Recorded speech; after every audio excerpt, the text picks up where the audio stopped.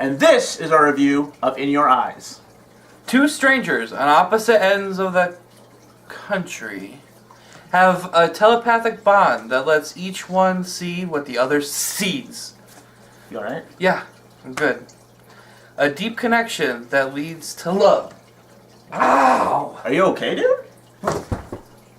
Oh my god. Are you tickling? No! I'm not doing anything!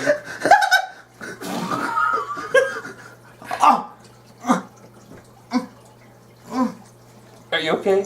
Shut it off? Okay. Did you just fork his balls?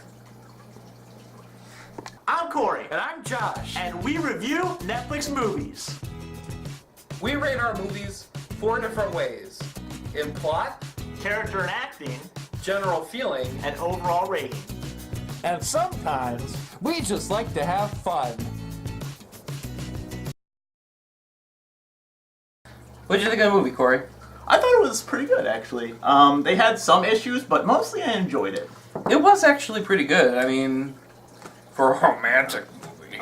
This is one of those movies that the girls made us watch because it was romantic. And not a horror movie, because that's what we're always doing nowadays. So a little change of pace, right? Yeah, a little bit. The plot of it kept me involved in the movie a lot. It did. I mean, despite like what you go into it thinking from like the synopsis and everything, there's really good like cinematic scenes in it because there's pieces of New Mexico, there's pieces of New Hampshire, and it's really nice scenery involved in it. The plot of the movie is basically one girl and one guy living in different places in the area have telepathic powers where she sees everything he does and he sees everything she does, but only in certain moments.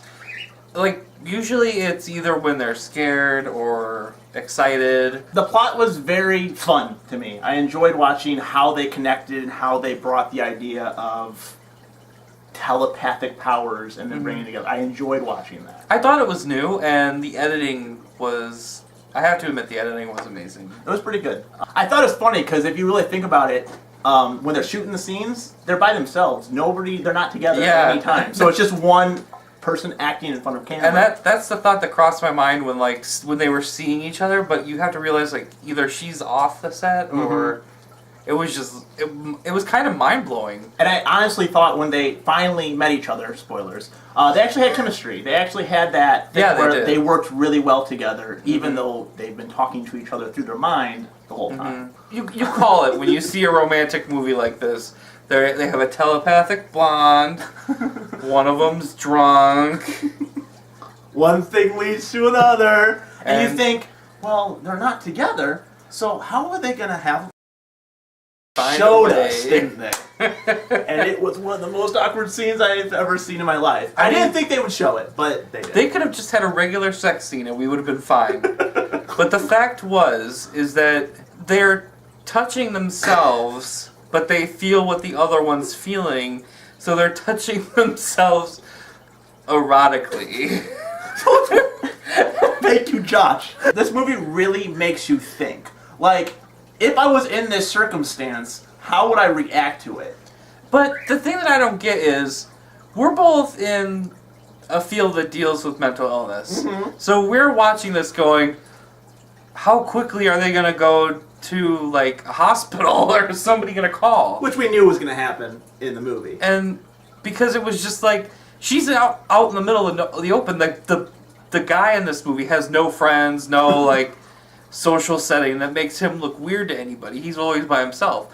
But she's always in the public and with everybody else. And she's like, she claims it's seizures at first, but then she starts talking to herself and everybody just looks at her funny like she's weird. Do you know any of the actors in this movie? I felt like they were all pretty new to me. I don't know. I know that there's a couple actors that I've seen like on TV shows, but I don't know anybody that stands out.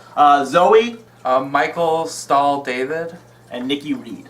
She's the girl that likes her steak with ketchup. Exactly. What do you think of Zoe's husband, the doctor? He's a jerk. Yeah, he's a big...